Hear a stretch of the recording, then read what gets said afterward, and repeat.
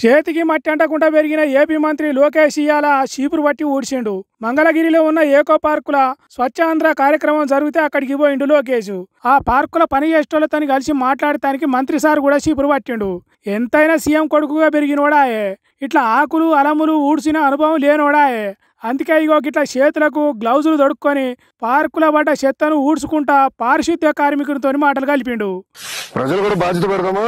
ప్రతి వారం నెలకు ఒక రోజు ఒక పూట అంటే దీన్ని వెనకాల వెళ్ళే కష్టం కూడా తెలుస్తుందేమో. అప్పుడు ఎవరు రోడ్ల పైన ఎవరు చెత్త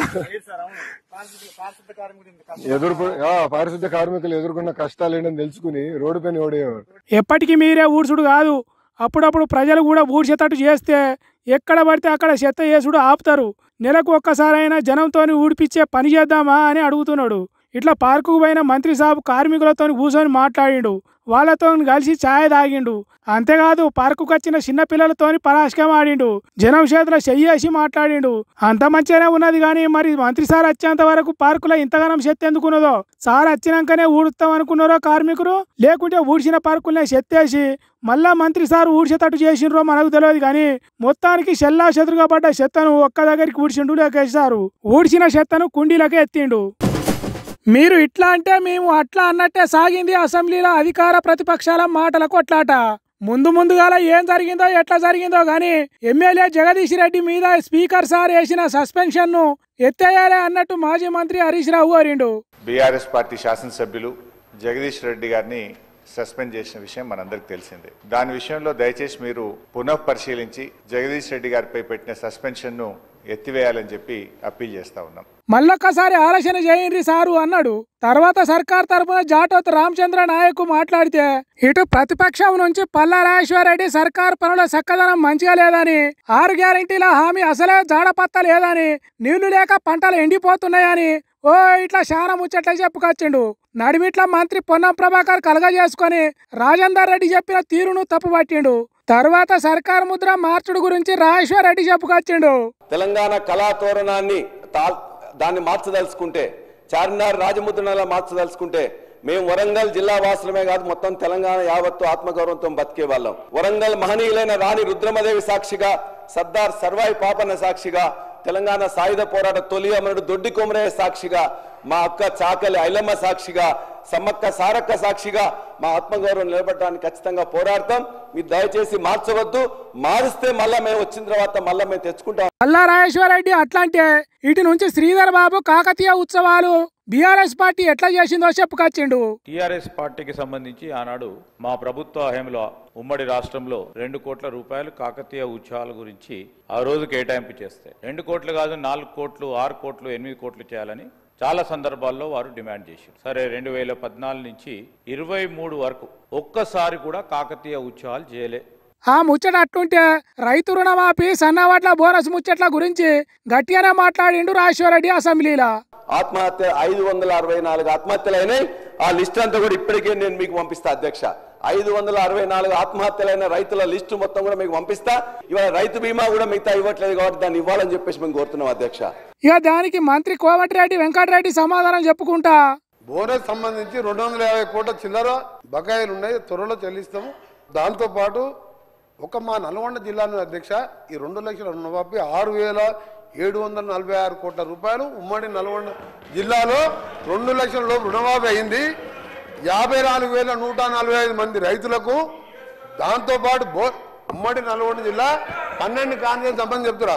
దాంతోపాటు 95 కోట్ల రూపాయలు మా జిల్లాలో బోనస్ సంబంధించి 80 కోట్ల రూపాయలు చెల్లించడం జరిగింది. 16 కోట్ల రూపాయలు డ్యూస్ ఉన్నాయి బోనస్. దాంతోపాటు 21,000 కోట్ల రూపాయలు 25 లక్షల మందికి ఒకటే దఫా భారతదేశ చరిత్రలో రుణమాఫీ చేయడం జరిగింది. ఆ తర్వాత ఉప ముఖ్యమంత్రి బట్టి విక్రమార్క ఏ ఎమ్మెల్యే నియోజకవర్గంలో ఎంతెంత రుణమాఫీ అయిందో లెక్కలతో సహా చెప్పుకొచ్చిండు. సిద్దిపేట నియోజకవర్గంలో అధ్యక్ష ఊరూరు నేను కావాలంటే హరీష్ రావు గారికి లిస్టుతో సహా గ్రామీణ ప్రాంతాల అకౌంట్లతో సహా వారు పంపిస్తున్న అధ్యక్ష. వాళ్ళ గ్రామాల్లో కూడా డిస్ప్లే చేయమని చెప్పాను అధ్యక్ష. సిరిసిల్ల నియోజకవర్గానికి సంబంధించి మేము మీ హయాంలో కేవలం ఒక్క నిమిషం చెప్తాను, నీకు చెప్తా సమాచారం అధ్యక్ష. కేవలం 2018లో 101.76 కోట్ల రూపాయలు మాత్రమే మీరు, అది కూడా ఒక రోజు 2 రోజులు 5 సంవత్సరాలు చేస్తే మేము కేవలం 3 నెలల్లో అధ్యక్ష 175.84 కోట్ల రూపాయలు సిరిసిల్లలో ఇచ్చాం. బట్టి విక్రమార్క ఇట్లా చెప్తే పల్లా రాజేశ్వరరెడ్డి తన సొంత నియోజకవర్గాల రుణమాఫీ ఎట్లా జరిగిందో చెప్పుకొచ్చిండు. వారు చేసిన ఈ మండలంలో లేకపోతే ఈ యొక్క నియోజకవర్గంలో 20,000 చేసినాం, 25,000 చేసినాం అని చెప్పేసి అన్నారు కదా. మా జనగామ నియోజకవర్గంలో 127 గ్రామాలు ఉన్నాయి. 127 గ్రామాలలో ఏ గ్రామానికైనా ఒక గ్రామానికి రండి. ఆ గ్రామంలో 100% చేసినని చెప్పేసి అంటే నేను అప్పుడే ముక్కు నేల మీద రాస్తా, నేను రిజైన్ కూడా చేస్తా అని చెప్పి మీకు ఛాలెంజ్ చేస్తా ఉన్నా. ఏ ఒక్క గ్రామం 107 గ్రామాల్లో రుణమాఫీ అయిపోయిందని చెప్పేసి. అందుకే ఉట్టిగా వాదనల కోసం నెంబర్ల కోసం అది కాదు అధ్యక్ష. మీరు ప్రామిస్ చేసిండ్రు, ప్రామిస్ చేసిన దానిలో కొంత 50% వరకు వచ్చింది, మిగతా వాళ్ళకి ఇవ్వండి, వాళ్ళు మొత్తం అడుగుతుందని చెప్పేసి మేము చెప్తున్నాం.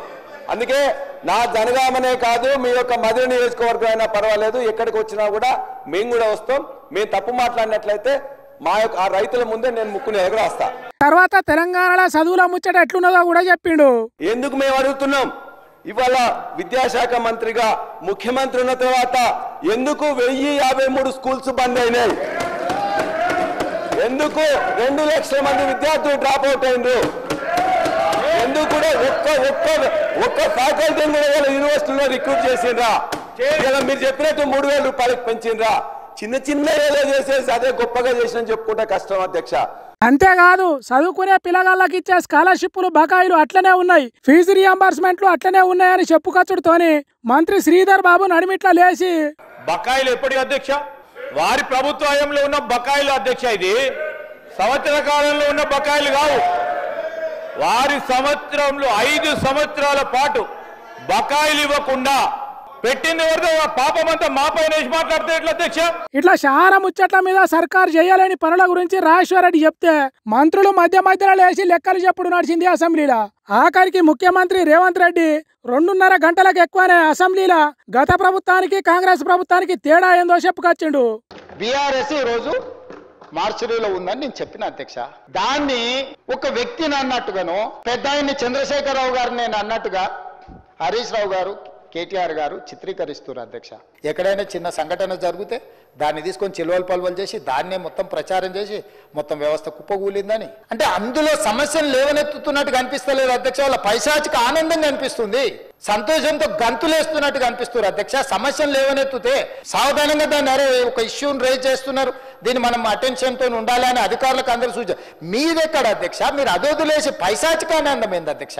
1/12/2023 నుంచి 28/2/2025 మన ఫిబ్రవరి 28 తారీఖు వరకు లెక్క ఇది నేను చెప్పేది. 1,58,041 కోటి అప్పు తెచ్చినాం అధ్యక్ష, నేను మా ఉప ముఖ్యమంత్రి మా మంత్రివర్గ సభ్యులను కలిసి. అబద్ధాల మీద జీఎస్టీ లేదని చెప్పి ఎంతైనా మాట్లాడతారా అధ్యక్ష? ఈసారి కలిసినప్పుడు మా మహేశ్వర్ రెడ్డి గారిని రిక్వెస్ట్ చేస్తున్నా, మోడీ గారిని అడిగి అబద్ధాల మీద కూడా ట్యాక్స్ పెట్టండి జీఎస్టీ అని చెప్పి. రక్తం మరుగుతుంది. ఏంది భాష అది అధ్యక్ష? కుటుంబ సభ్యులను అంతేసి మాటలు అంటుంటే అసలు మీరు మనుషులా అని నేను వాళ్ళని అడగదలుచుకున్నా అధ్యక్ష. మీకు భార్య బిడ్డలు లేరా? తల్లిదండ్రులు లేరా? మీ అమ్మనో నీ చెల్లినో నీ భార్యనో ఈ రకంగా మాట్లాడితే నువ్వు ఇంత వాడిని నేను అడుగుతున్నా. ట్విట్టర్లో పెట్టినోని, అరెస్టును ఖండించినోని. నా భార్య నా బిడ్డను తిడితే నాకు నొప్పి అవుతుంది, కానీ నీకు ఒక ఆడపిల్లను అవమానిస్తుంటే నీకు నొప్పి కాదా? ఏ సంస్కృతిలో ఉన్నారని నేను అడుగుతున్నా అధ్యక్ష. తోడుకలు తీస్తా అధ్యక్ష. ముఖ్యమంత్రిగా చెప్తున్న ఒక్కనొక్కని బట్టలు ప్రదేశ రోడ్డు మీద తిప్పిస్తా అధ్యక్ష. మీడియా మిత్రులకు కూడా నేను అడుగుతున్నా, మీ సంఘాలు ఏవైతున్నాయో సంఘాల నాయకులను కూడా అడుగుతున్నా, ఎవరో జర్నలిస్టులు లిస్ట్ ఇవ్వండి. జర్నలిస్ట్ అనే పదానికి డెఫినేషన్ ఏందో ఇవ్వండి, ఆ లిస్ట్ ఇవ్వండి. ఆ లిస్టులో ఉన్నోళ్ళు ఇట్లా తప్పు చేస్తే ఏం శిక్షిస్తారో మీరు నిర్ణయించండి. ఆ లిస్టులో లేనోడు జర్నలిస్ట్ కాడు, జర్నలిస్ట్ గానోడిని క్రిమినల్ కిందనే చూస్తాము. ఎట్లా జవాబు చెప్పాలనో గట్లనే చెప్తాం. ముసుగేసుకొని వస్తే ముసుగు ఊడవికి బట్టలు గుడ్డలు ఊడదీసి కొడతా అని చెప్తున్నా నేను. इसीलिए मैं कह रहा हूं कि आदिलाबाद में जो एयरपोर्ट लाने के लिए जिम्मेदारी मेरी है, मैं ला के दूंगा आपको. पहले मरतबा मैं वरंगल ले चुका हूँ, दूसरा राउंड पे आदिलाबाद आ जाऊंगा. आदिलाबाद भी एयरपोर्ट लाने का जिम्मेदारी मैं लूंगा. ఎవరు వచ్చేటోళ్ళు కాదు. ఇప్పుడు మనం సెక్రటేరియట్ ఓపెన్ చేసినాం, సెక్రటేరియట్ కి వస్తున్నారు. ఓ ఇట్లా చాలా ముచ్చట్ల ముందటేసుకొని మాట్లాడాడు ముఖ్యమంత్రి. గవర్నర్ ప్రసంగం మీద చర్చలో ఇట్లుంటే ఇక తర్వాత జరిగే బడ్జెట్ సమావేశాలు ఎట్లుంటాయో ముందు చూడాలి.